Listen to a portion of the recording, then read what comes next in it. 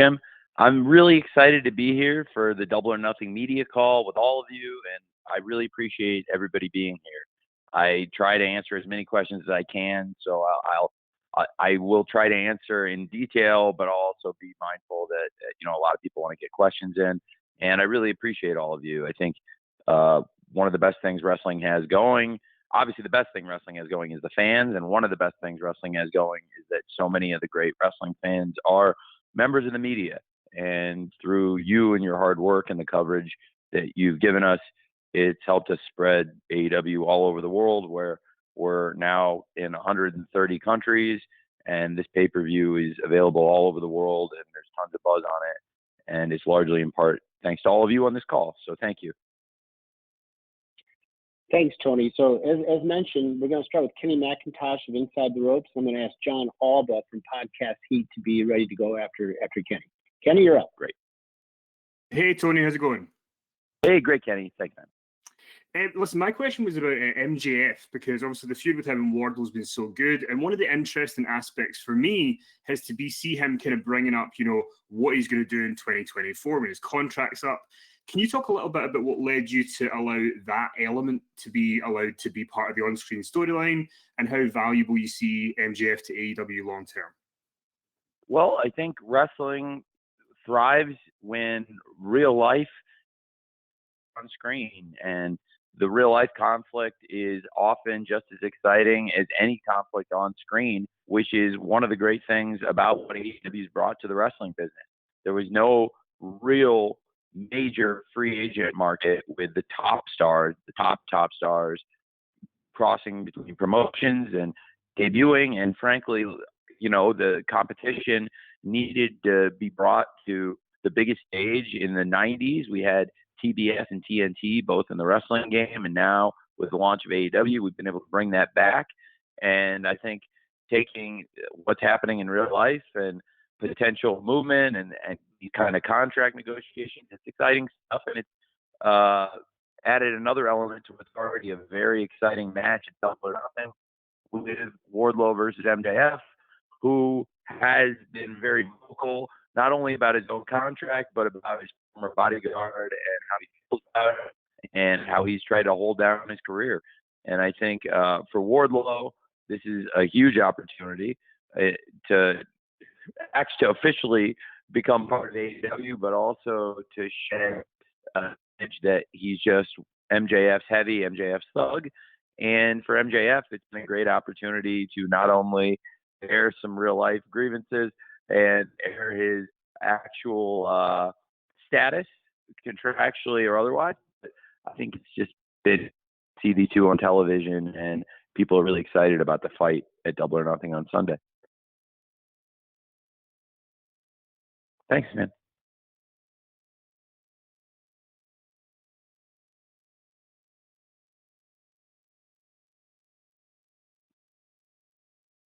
Hello?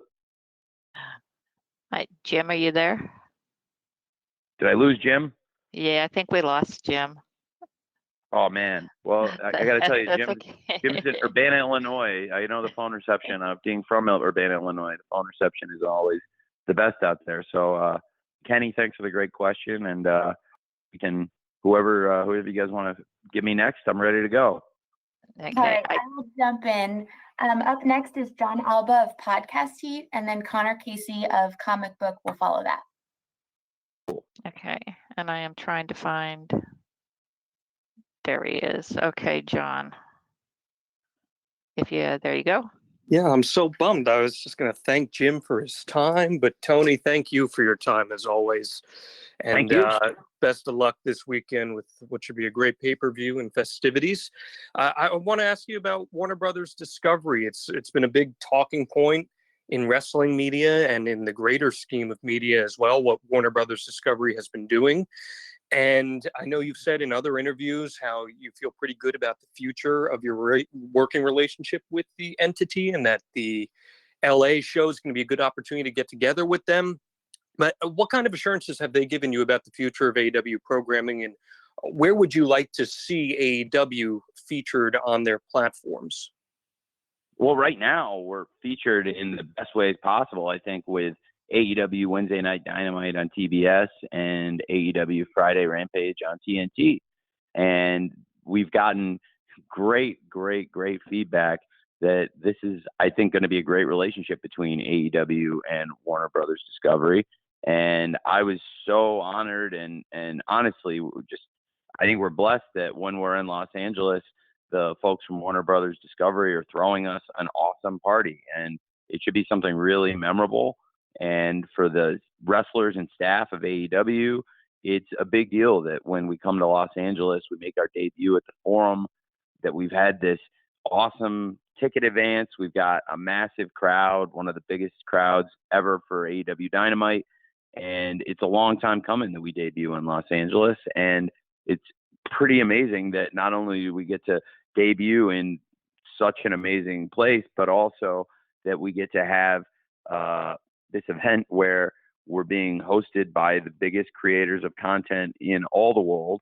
And we've done some really good ratings for their networks, and they've been so kind to host us and, throw a party for us. And some of the top executives in all of Warner Brothers Discovery are coming to the Forum to attend AEW and, hang out with us, get to know us, and spend time with us, which I think is incredibly reassuring. And I think looking at entertainment and what's happening in the consolidation in the space, to have the top people at one of the greatest now post-merger, the largest creator of content in the world and one of the greatest entertainment properties in the world, to want to host us and spend time with the wrestlers and staff of AEW and get to know us better. That's really, really cool because they're incredibly busy.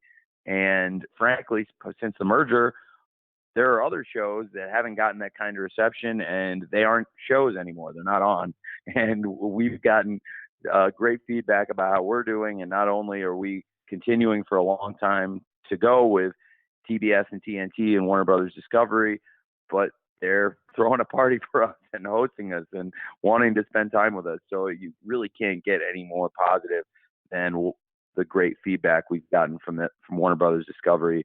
And I'm so excited about the partnership. And I think it's really great for AEW that they've taken this kind of interest in us. And it's all because of the hard work of the wrestlers and the staff of AEW, and also because of the great wrestling fans who support us on Wednesdays and Fridays and have given us this chance to really not only survive, but really thrive and grow going forward with this awesome partner, Warner Brothers Discovery. Thanks, John. Okay, coming up next is Connor Casey from Comic Book, and then I'm going to come in with a write-in from Sam McBeath of KPHR Radio. Connor, you're up. Hey, Tony, appreciate you taking the time today. You guys have a huge main event this weekend with Hangman Page versus CM Punk. My dates could be wrong, but I think we just crossed over 9 months since Punk's arrival on Rampage. And I'm curious, was there a temptation to push Punk into the world championship scene right away? And if so, how did you combat that? So, Con, when you asked that, it cut out. I lost you for about 2 seconds before you said championship scene, and I don't want to butcher your question. So can you please repeat it? Sure. Was there temptation to push Punk into that world championship scene right away? And if so, how did you combat that? No, I thought that, like everybody in AEW, it would make sense for CM Punk to come in, fight top wrestlers, and if he did want to wrestle for the championship, which I think is something that clearly is very important to him, then like everybody else, he would come in and work his way towards the top and try and earn that top spot in the rankings. And he has really done that. I mean, he's put in the work in and out of the ring in this company.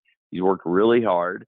He has, in my opinion, fought some of the best wrestlers in AEW and all of the world to get to this position. He debuted taking on a young wrestler, Darby Allin, and he wrestled a lot of other really great young stars along the way, including Daniel Garcia, John Silver, and many other great young guys with a lot of potential, but also a lot of veterans.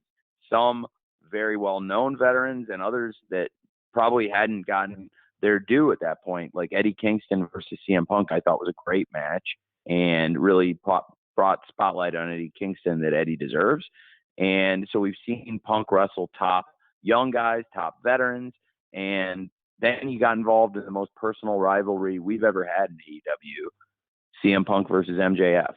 And it helped take the company to new heights in many ways. We had amazing, amazing results, not just in terms of the TV, but really so much in terms of pay-per-view and merchandising and live events and all the incredible new milestones we've set with CM Punk in the company. And he's a huge part of the company, but as far as the championship scene, we've got the best champion in all of wrestling, Hangman Page. He also worked his way to the top.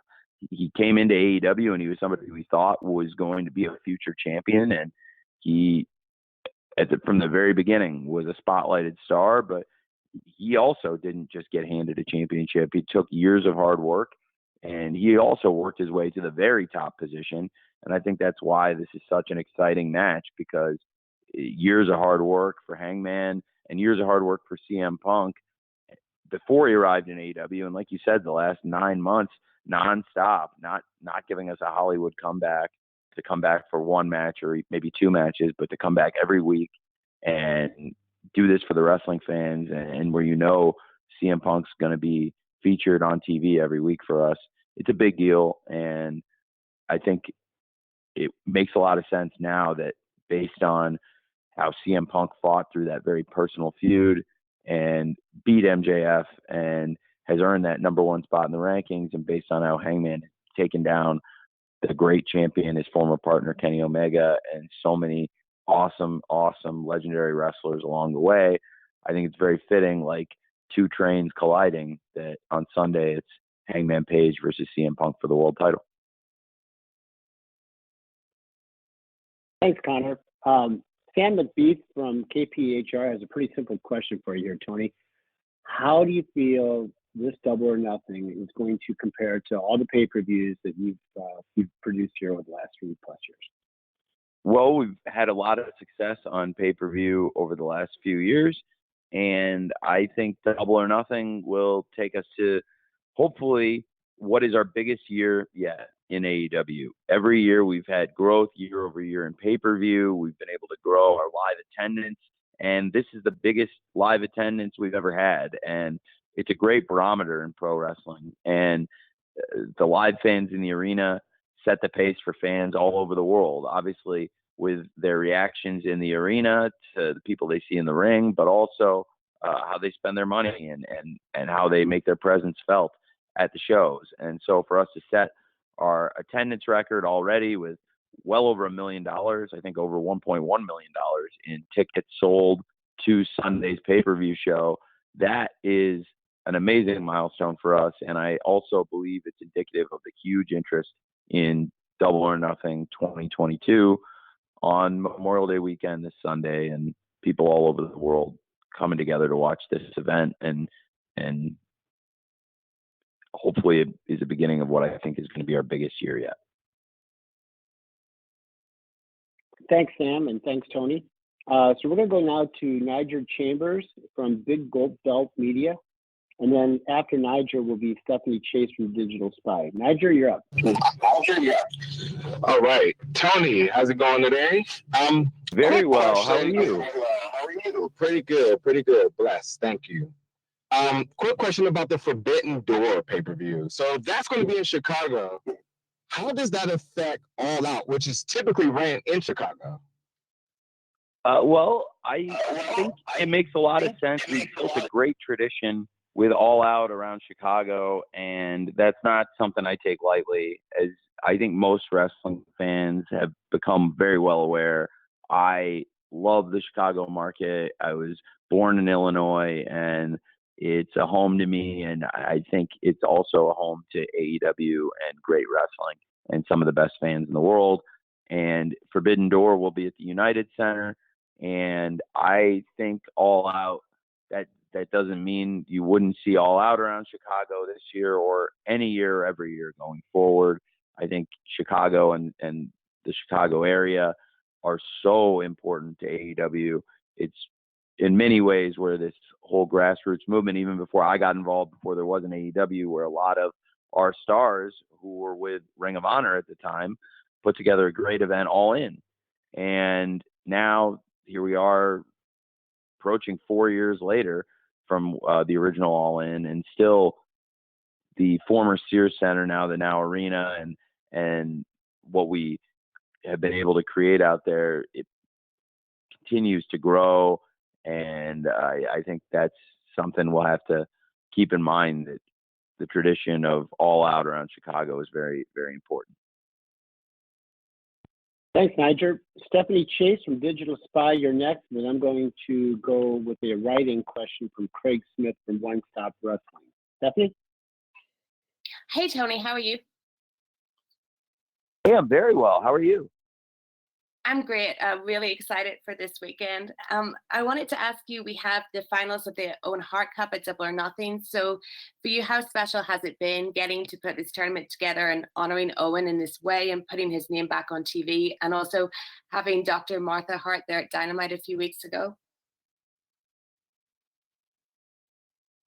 Well, it's been great. I'm really a big fan of Owen Hart. I grew up as a huge wrestling fan, and as a kid, I was fortunate to be able to see both Bret and Owen Hart wrestle live and in person. And Owen Hart in particular is somebody I think who has not been seen or embraced enough in pro wrestling, and a lot of that is involved in the circumstances. A lot of that is due to the circumstances in which Owen Hart was taken away from us. And I believe Owen Hart loved the wrestling business, but I know that first and foremost, he loved his family.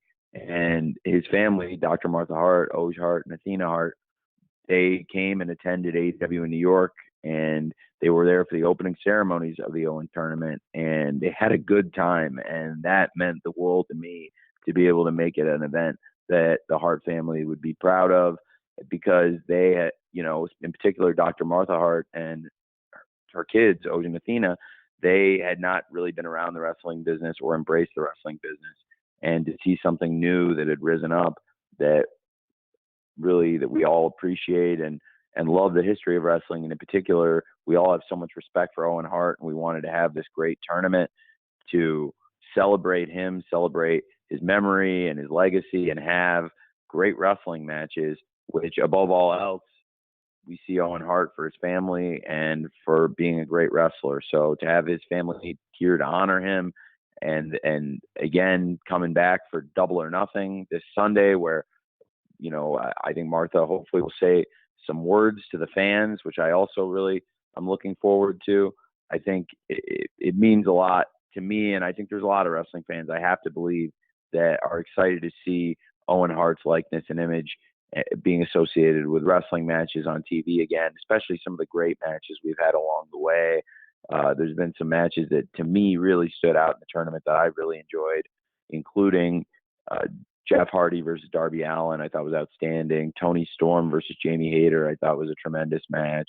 I really enjoyed last week on Rampage, Red Velvet versus Chris Statlander. I'm looking forward to Statlander's match with Ruby Soho tomorrow on Rampage. And last night, I thought the main event, Kyle O'Reilly versus Samoa Joe, was tremendous, and it sets up a great final, in particular with Samoa Joe versus Adam Cole, a first-time match, really a dream match for many fans, including me, and something I thought would be amazing for this pay-per-view. And it's interesting because it was a little bit of a different build towards Double or Nothing, with a lot of the TV in recent weeks, and even dating back to last month, being originally the qualifying matches for the Owen Hart tournament, and then the tournament matches, which have been a big part of Dynamite and Rampage. So there were parts of the card. Obviously, we're still going to find out tomorrow who's going to wrestle Dr. Britt Baker in the women's final of the Owen Hart Foundation tournament. But also, we just found out the other final with Samoa Joe versus Adam Cole last night. It's obviously different cadence as far as the timing, but it's also very conducive with sports. I think March Madness and a lot of other high stakes tournaments, you see that the bracket is fluid and it changes quickly. And in the final four, you don't know who's wrestling. Excuse me, wrestling on the brain. You don't know who's playing for the National Basketball Championship until roughly 48 hours before the game because of the flow of the tournament. And I think sometimes when you have these big tournaments, and this is the first Owen Hart Foundation tournament, but I really like the cadence. It's different, and I think it took some getting used to, but people, from what I've seen, really enjoyed a lot of those matches along the way that I named, and thought it was a great main event again last night to close the show out, and really excited for the finals of the Owen Hart tournament, and excited to see who's going to be wrestling against Dr. Britt Baker. Is it going to be Chris Statlander? Is it going to be Ruby Soho? So we'll find out tomorrow on Rampage. But so I think it's been great so far, and I'm really excited for the finals, and hopefully it'll be an experience we can keep bringing back to Double or Nothing, and I'd look forward to doing it every year with Dr. Martha Hart and her family. Thanks, Stephanie. I'm going to read a writing question from Craig Smith from One Stop Wrestling, and after Tony responds to that, we'll have Sean Radican from PW Torch next. Craig asked the questions very, very much in the vein of what you just discussed, Tony. The Owen Hart Foundation tournament has been very successful. Have you ever thought about doing a one-night tournament format in the future, maybe as a pay-per-view? I have. I try to be sensitive to the wrestlers when I do things, and I think one thing that's awesome that I've learned in the transition from being a wrestling fan to continuing to be a wrestling fan, but also being a wrestling promoter and in matchmaking, is I try to be sensitive to the wrestlers and their health and take care of them. And I think that the flow of the tournament, which is a little bit different than, for example, a King of the Ring tournament that Owen Hart won in 1994, and where you might see multiple matches in one night, or even the year prior in 1993, where Brett wrestled 3 times, very famously, in 3 great matches. You know, I wouldn't necessarily ask that of everyone, and I don't know if it makes sense for the wrestlers to give their best matches. If they can, I'd like for them to give you everything, 100% in the semifinal, the quarterfinal. And if people are saving it all up for the finals, or vice versa, if they use all their energy up in the semifinal, they might not have as much left for the final. I think you're more likely to get an injury with a single night tournament. I'm not sure. I mean, sometimes single night tournaments are great. But in this case, I thought for the pay-per-view, it would make sense to have matches on Dynamite and Rampage leading up to Double or Nothing to build up to big finals, including this go-home week where, you know, we've had the semifinal matches, and on Dynamite and Rampage are learning who's going to go on to the finals. So that's kind of, you know, what I was thinking as I got into it. Thanks for the question, Craig. So next we're going to go to Sean Radican from PW Torch, and after that I will follow with another writing question from Mark Ramondi from ESPN. Sean? Hey, Tony, how are you? I'm great, Sean. How are you? Good to talk to you. I had a question about the numbers for Dynamite and the pay-per-views have been really good, but there's still more wrestling fans out there you could potentially reach. I was wondering, what innovations or ads can you make to tweak Dynamite or Rampage to possibly go at that next million fans you're trying to grab? Well, that's a great question. It's probably one of the most important questions we can ask ourselves is how do you grow a fan base, especially as the TV landscape changes. For us, we've been able to get great audiences supporting Dynamite and Rampage. And I think for us, the best thing we've been able to do, and like you said, the pay-per-view numbers have been great, and they've continued to grow and grow, which is exactly what you want to see, where every pay-per-view event in AEW has had year-over-year growth. That's the best trend you can have. And I think to continue that kind of growth, the best thing we can do is continue developing and continue, I don't want to say nurturing, because this is a hard sport and people are beating the hell out of each other. So I don't know if nurturing is the right word, but continuing to try to develop and take care of and treat the wrestlers well, and have a company where young wrestlers are going to want to sign up and learn and get better, and where this is going to be the home of the best young wrestlers, but also continuing to recruit in free agency. So I think similar to in sports where you want to have in English football the best academy and also do great in the transfer market, or in the NFL where you want to do well in the draft and get great young players in, but also you need to recruit from the outside through free agency. I think it's a mix of them, and by getting the big names in that we've had just in the past year, adding some of the top names in the sport like CM Punk and Bryan Danielson, Adam Cole, Ruby Soho, and Tony Storm, who've been very influential in the Owen Hart tournament, both of them. And now we've had Jeff Hardy join Matt Hardy, and they're in a big match with the Young Bucks. So I think continuing to develop and find new homegrown stars to wrestle against and with top stars coming in as free agents who've established themselves at big promotions all over the world, I think that bodes really well for us. And there's also potential to hit new outlets. I think right now we're a really strong TV product, and I think there's revenue streams and opportunities to put new eyeballs on AEW through streaming service. And I think that's one of the really exciting things about having a media partner who is the biggest creator of content on the planet in Warner Brothers Discovery as our partner side by side to work on this. Thanks, Sean. I'm going to read a question here from Mark Raimondi from ESPN, and after Mark will be Brandon Thurston from WrestleNomics. Here's the question from Mark, Tony. CM Punk has been vocal about wanting to help out and lift up the younger talent in AEW. Now he's in a position to be the top guy in the company after Sunday. How can these things coexist? Well, I think CM Punk has come in so far and had a great series of matches with wrestlers of all different experience levels against, younger wrestlers who, frankly, even for their age, have tons of experience, like Daniel Garcia and Darby Allin, but also some of the great veterans along the way and people who are a mix of the two. I think MJF's another person who has got a ton of experience for his age. And I believe the people who've wrestled CM Punk, no matter the result, so far have come out for the better and have reached a bigger audience and have learned in the process. And CM Punk is somebody who continuously, I think, surprises me, amazes me. And he helped grow our business when he arrived here. And I think that in particular helped put a spotlight on a lot of the young wrestlers, but he's also been a really good mentor backstage, in addition to just, helping people's wallets potentially by, getting everybody in a better position in this company by helping us get more fans, sell more pay-per-views, more merchandise. He's been that guy, but he's also been somebody that will mentor wrestlers and will watch matches with them after the fact, matches they've had with him or matches they've had with other people. And a number of people will watch all their matches with CM Punk. And he's been a great mentor to a lot of the men and women in our locker room.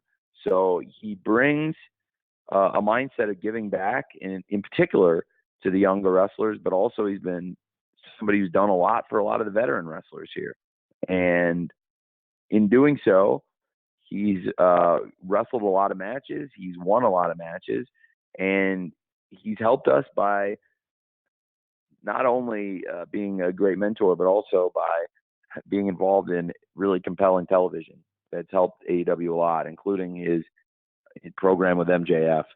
That is probably one of the most personal rivalries ever in pro wrestling that I've seen in terms of how strong the build was, how much you really wanted to see their pay-per-view match, and the intensity between them. And I think CM Punk has helped everybody in AEW so far.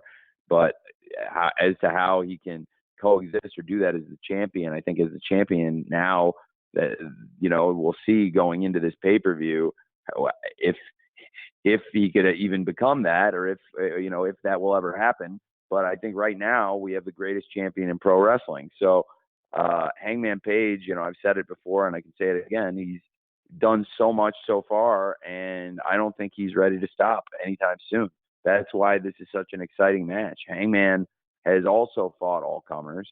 We've seen Hangman win the title in what is, I believe, our deepest, our longest running story, certainly, is Kenny Omega and Hangman Page from the very beginning of AEW.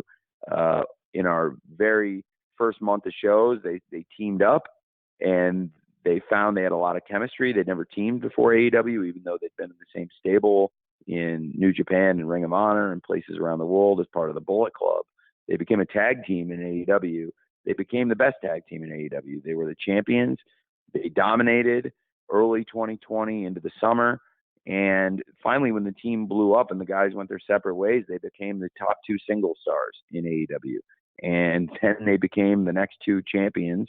And now Hangman, after, conquering Kenny and really getting that, that rivalry, that situation with Kenny behind him, he's come out and he's done time after time for this company what nobody thought was possible. Time after time, he went out and had a 60-minute draw with Bryan Danielson, which is not something that anybody had gone out and done on television in modern pro wrestling history. To go out on live television and do 60 minutes, and it was an exciting, compelling fight, and it helped us draw a great audience for the rematch when we launched Dynamite on TBS, which was a really successful premiere, largely in part to the excitement around Hangman versus Bryan Danielson 2. And that was a match that many people did not think Hangman Page could win, and he won it.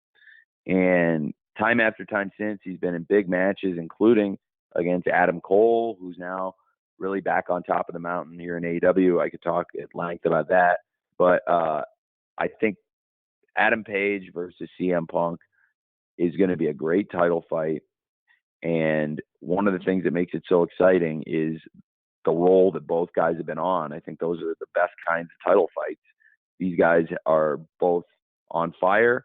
And so we'll see. I think I can't speak to what kind of champion CM Punk would be, because I have the best champion in wrestling right now, Hangman Page, and I'm very happy with him. And going forward, I think we'll see what happens at this pay-per-view, but Hangman isn't ready to stop being the best champion anytime soon. Thanks for the question, Mark. Next up is going to be Brandon Thurston from WrestleNomics, and following Brandon will be Samantha Shipman from the Daily DDT. Brandon, you're up. Hi, Tony. Thanks again for your time today. My pleasure.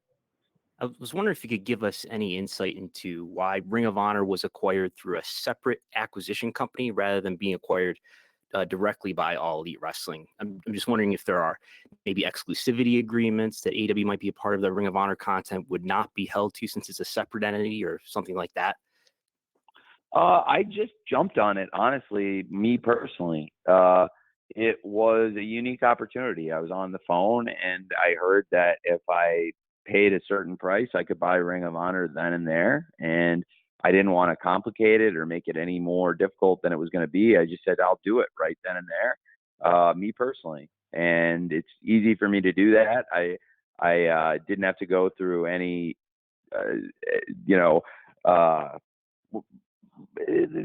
guess the way I looked at it at the time was the price was right, the opportunity was right, and I was looking out for AEW. I think I always am thinking of AEW, and in doing so, I think this transaction, it makes sense for Ring of Honor to be its own brand and stand on its own feet. I'm not saying Ring of Honor is a subsidiary of AEW or it's secondary in any way. And I think that's one of the things that made Ring of Honor Supercard a really compelling event, is you didn't feel like it was a developmental show or it was a secondary show. You had great matches on the card. It was a very well-received card. It's been one of the best reviewed shows of the year critically, and commercially, it was a massive success. Is Ring of Honor as big as AEW right now? No. Is it selling as many pay-per-views? No. But that was incredible growth for Ring of Honor, a company that has over 20 years of history now and has sold a ton of pay-per-views over the years. And that was, of all the shows they promoted, one of the biggest Ring of Honor shows. It was the biggest show by far in years.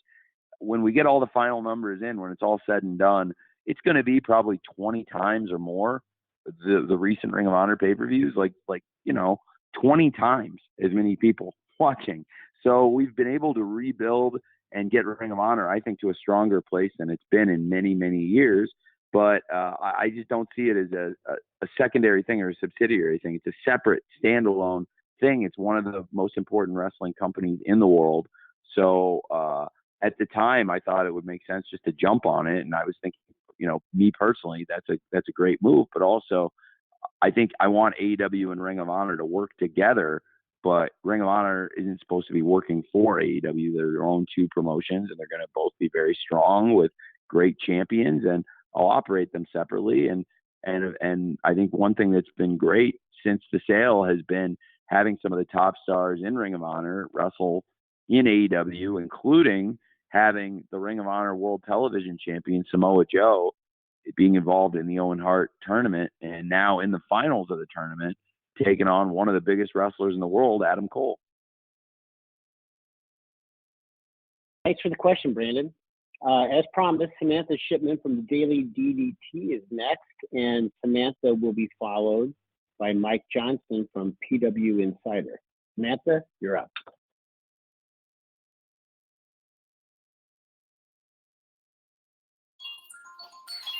Hello? Hey. Hi, how are you? I'm great, Samantha. How are you? Great, thank you. Thank you for taking the time today. Sure. I have a question that's going to go kind of a little bit off of what a lot of people haven't really talked about lately. So there is now a relationship with DDT Pro and AEW, and we've seen that with Takeshita coming in and having great matches, and he had a really great match with Hangman Page. But DDT Pro also has women wrestlers that they try to use a lot as well. So will we see AEW's women and DDT Pro's women having matches, especially since Forbidden Door obviously is going to focus on, with New Japan, they don't focus on women's wrestling at all. And AEW women didn't really get involved in the Forbidden Door with Impact until Deonna Purrazzo came in a few weeks ago. So I wanted to know what your plans are for the women and their relationship with DDT Pro. Well, we've had great wrestlers come in from DDT. You mentioned Takeshita, but also with women's wrestling, Yuka Sakazaki is a great wrestler from the DDT dojo. And we've had a lot of great wrestlers, male and female, from all over the world come through AEW. And I would certainly be interested in getting women and men through the Forbidden Door, including more people from DDT. They're a great company. And we've had some good exchanges with them and a lot of the great companies in Japan that we've worked with, and no company do we work closer with, of course, than New Japan Pro Wrestling, but always looking for great talents to bring in from AEW. And yeah, we have had some good wrestlers come in from DDT. Thanks, Samantha. Mike Johnson from PW Insider is next, and I will follow Mike with a write-in from TK Trinidad of Women's Wrestling Talk. Mike, you're up. Hey, Tony, how are you, sir? I'm doing great. How are you? I'm hanging in there. I wanted to ask you, and I guess we keep coming back to this, the Adam Page CM Punk match on Sunday. The segment on Dynamite was very unique in that Page was kind of saying that Punk is not the mentor and the leader, and kind of treated Punk as if he was an interloper into the company. I was curious if you could give us some insight into your reaction to that and how free-flowing were the comments allowed versus bullet points and things like that, because it kind of took things in a much different direction than we had seen with Punk and Page in recent weeks. Well, I think they want to get in the ring and fight, and they're not friends. They don't like each other.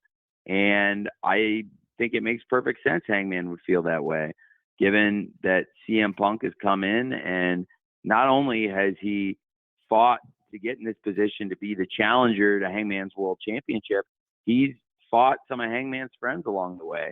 When CM Punk was wrestling John Silver a few weeks ago on Dynamite, Hangman didn't look amused at all by any of it, and he especially didn't like it when CM Punk used that buckshot lariat.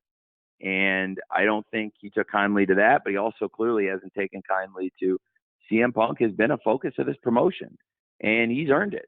He's had great matches. He's commanded attention from the fans by, returning after this crazy layoff, shocking people all over the world, setting merchandise records for us, pay-per-view records for us. He earned this position. And I think if you're somebody who's been here, got in on the ground floor and helped establish AEW from the ground up, I can imagine you wouldn't take kindly to that. You would take exception to that. But that's what makes it a compelling title fight. And I think these two are not going to be friends. They're not going to go out to lunch. They're not going to want to spend any time together outside of the wrestling ring where they're just the hell out of each other. And I don't think he minced any words about how he felt. And I don't think CM Punk's a big fan of his either. So I'm really looking forward to seeing those guys fight, especially after how things ended. It seems like it's going to be a very tense situation the next couple of days, and I believe it is a main event fans all over the world are looking forward to. Thanks, Mike. I'm going to go with a question now from TK Trinidad from Women's Wrestling Talk. And after Tony answers, next up after that will be Chris Mueller from Bleacher Report. Here's TK's question, Tony. It's great that we have 3 women's matches on the card for Double or Nothing. Is it possible with a future pay-per-view to have possibly one of the women's matches be the main event? Well, we've had some great main events so far in AEW with great women's matches.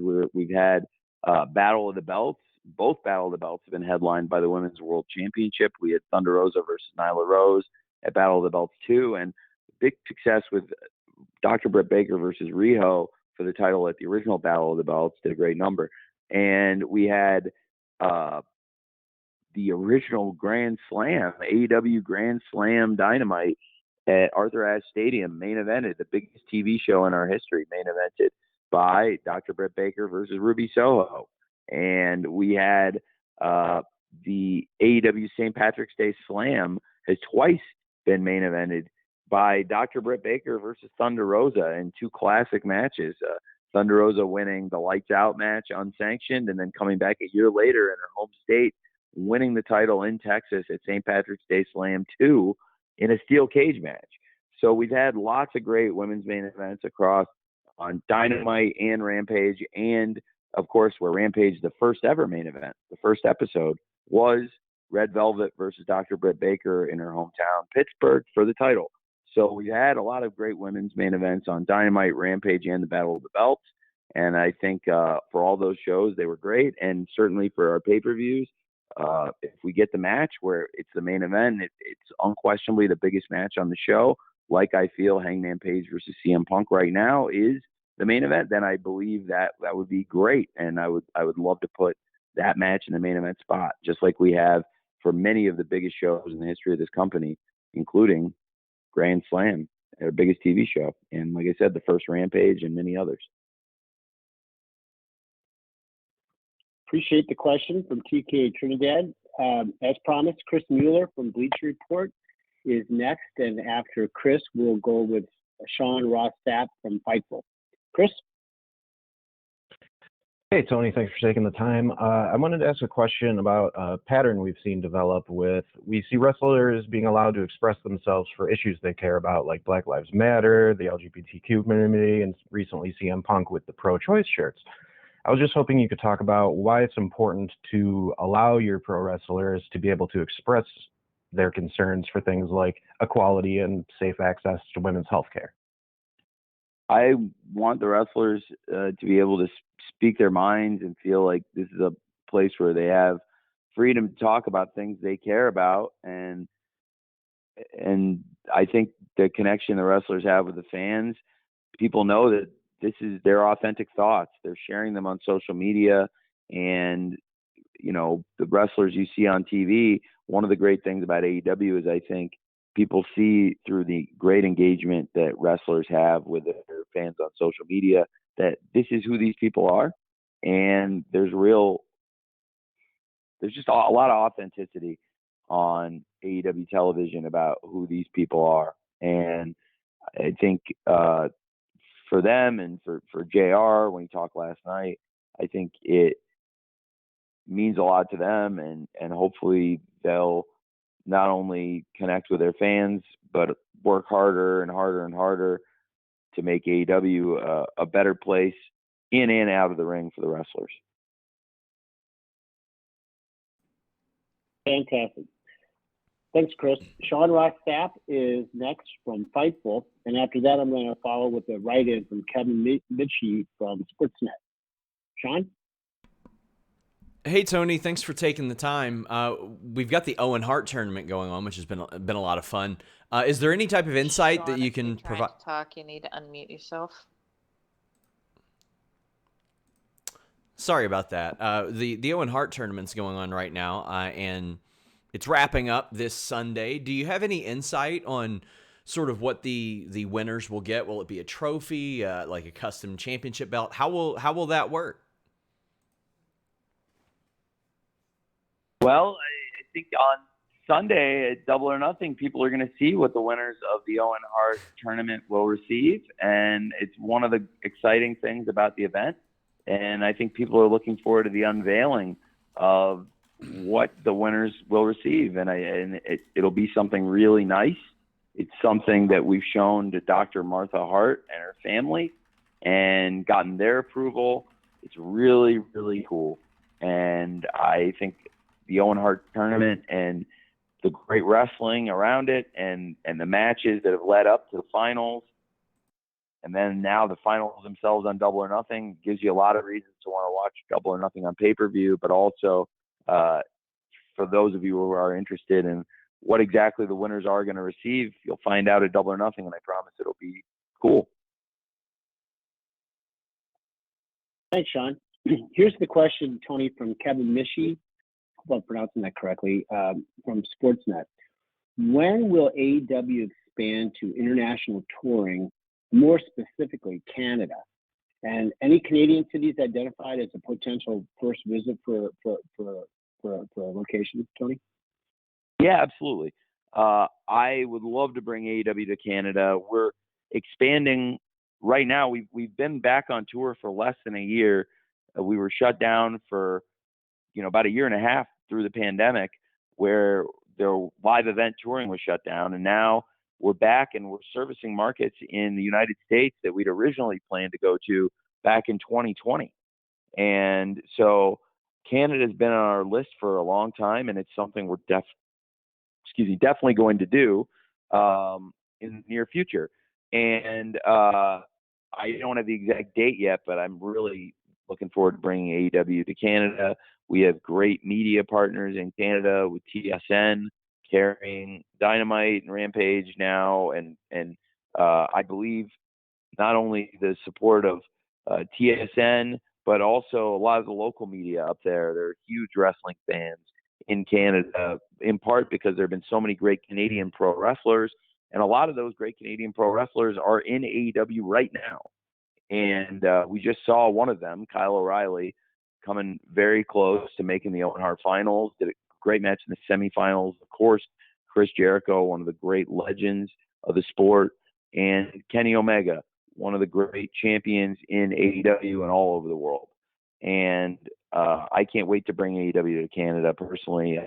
I love the country. I have visited before.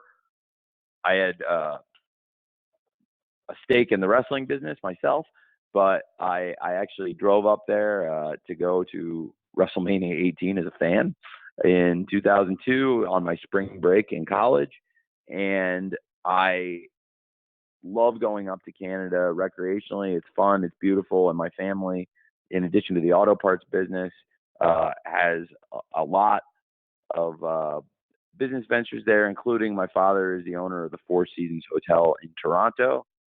And there are a lot of great cities all across Canada. But I think if we were to debut somewhere, I think it would be great to debut in Toronto, where my family has something so special going with the Four Seasons Hotel. And my dad has tons of factories and connections in Ontario. So that would be pretty cool. All right. Thank you very much, Tony. We've got a couple more here to go. We're getting close to the top of the hour. Stephanie Francombe from Steel Chair, I'm going to go with you next. And we're going to follow Stephanie with Nick Hausman from Wrestling Inc. And then after Nick, we'll do one more. So, Stephanie, you're up. Hi, Tony. Hi. It's been a while. It's been a while, and I'm very happy to talk to you again. We had a very good surprise last week. Sorry.